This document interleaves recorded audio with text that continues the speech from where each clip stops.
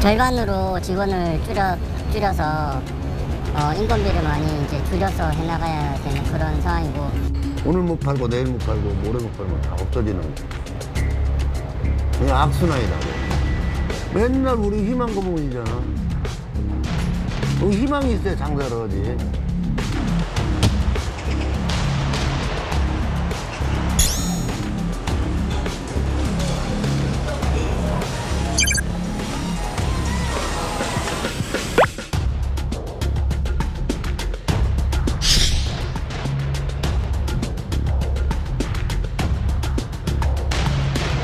국민의 잘못인가요?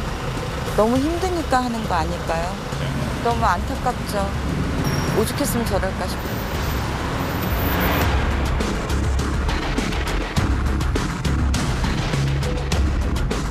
자, 그러면 자영업자 분들의 이야기를 직접 그분들의 목소리를 통해서 여러분과 함께 들어보도록 하겠습니다.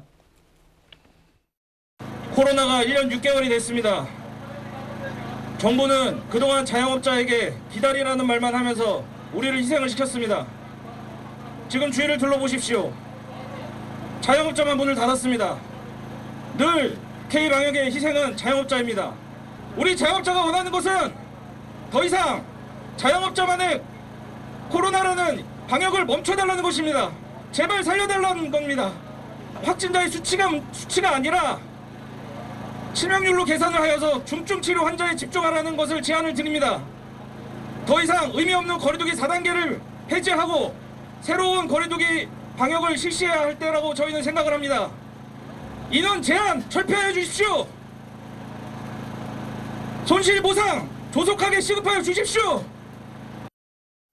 이분들이 차량 시위도 했고 그전에는 온라인 SNS를 통해서 아마 릴레이 시위처럼 한 것 같아요. 사진도 제가 본 기억이 나는데 어떤 문구들을 들고 사진을 찍은 거죠? 네, 참 가슴 아프더라고요. 지금 화면에 보시는 것처럼 자영업자는 죄인이 아닙니다. 네. 저는 자영업자, 잘못한 게 없습니다. 살려주세요. 살고 싶어요. 이렇게 아이고. 호소를 하시는데 어제 그 22개 자영업자 단체들이 모여서 결성한 자영업 비대위가 어제 시위를 주도를 한 거거든요. 예. 현장에 나와서 이제 호소를 하고 마이크를 잡고 얘기하는 분들의 얘기를 들어보면 자영업자가 이 현재 번져나가고 있는 코로나19 상황에 진앙지가 아니다. 우리 가게에서 번져나가는 게 아니라 국민들이 일상적으로 벌어지는 그 수많은 접촉 가운데 어떤 게 진앙지인지 뾰족히 알 수 없는 상황에서 자영업자가 지나치게 큰 사회적 비용을 홀로 감당하고 있다. 이렇게 주장하고 있는 거죠. 자, 그러면 자영업자 분들의 이야기를 직접 그분들의 목소리를 통해서 여러분 대단히 안타까운 상황인데 말이죠. 그렇다고 해서 또 방역을 외면할 수 없는 게 또 네. 정부의 또 당연히 해야 될 일이고 정부가 처한 상황이고 우리 국민들도 아마 똑같은 마음일 거예요. 자영업자들 생각하면은 풀었으면 좋겠고 또 코로나19 상황이 나빠지는 걸 보면은 이것도 더 긴장의 끈을 조여야 되는 것 아닌가 싶고 이 이중적인 상황에서 과연 저 문제를 어떻게 풀어갈 수 있을까? 손실보상제가 하나의 대안이 될 수 있습니까? 손실보상제만으로는 지금 정부안은 현재 추경에서 최대 900만 원까지만 지원이 가능하다는 그건 거죠. 일종의 재난지원금이고. 그렇죠. 일종의 예. 재난지원금이고 손실보상이 구체적으로 어디까지 이뤄질지 지금 보장하기가 어려운 예. 상황인데 가장 현실적인 대안은 임대료를 어떻게 깎아주든 당분간 유예를 하든 임대료에 대한 부담을 건물주하고 나눠지게 하는 방법이에요. 그러니까 지금 코로나19가 장기화되면서 나타나고 있는 상황이 가난한 사람, 저소득층 그리고 사회보호로부터 멀어져 있는 사람들이 범법을 저지르기 더 쉬운 상황으로 내몰리고 있거든요. 아주 단적으로 보면 그 단칸방, 벌집방 이런 곳에 사시는 분들이 이제 마스크를 사서 쓰기가 너무 버거운 상황까지 네. 내몰리고 있는 거예요. 그러니까 이런 분들이 마스크를 제대로 구입하지 못한다. 그리고 사람이 몰리는 데 가서 일을 한다. 안전사고 같은 게 발생할 수가 있는 환경이 되는 거고요. 지금 현장에 나와 계신 분들도 보면 자영업자의 영세화를 말씀을 드렸는데 지난해보다 올해 자영업자가 늘었다는 건 상식적으로 봐도 업황이 나아질 거라는 기대 때문에 늘어난다고 보기는 어렵습니다.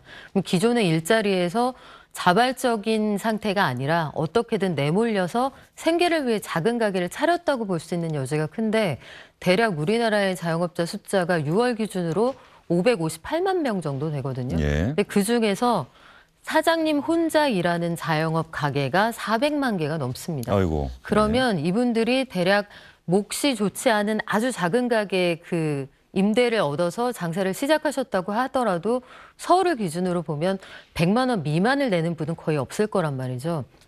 그런데 방금 보여드린 저 그래프처럼 사장님이 직원들을 고용할 수 있는 상황이 안 될 만큼 최저임금도 벌지 못하는 사장님이 늘어나는 상황에서 임대료는 그대로 내고 손님은 받을 수 없고 매출은 감소하니까 저분들이 위법 시위에 현장으로까지 내몰리고 있는 안타까운 상황인데요.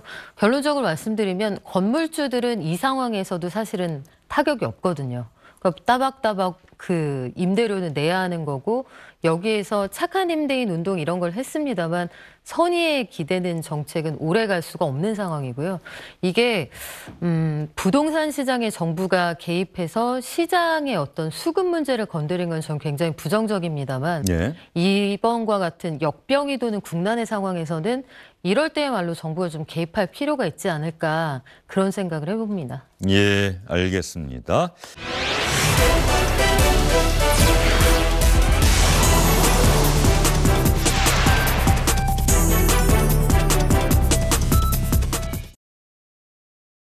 안녕하십니까, 주영진입니다. 더 많은 뉴스와 라이브 이벤트를 보고 싶으시다면 화면 오른쪽을 눌러서 구독해 주시기 바랍니다. 저희 SBS 앱을 다운로드 받으시면 뉴스 속보 알림도 받아보실 수 있습니다. 텔레비전으로도 SBS 뉴스, 유튜브로도 SBS 뉴스 잊지 마시기 바랍니다.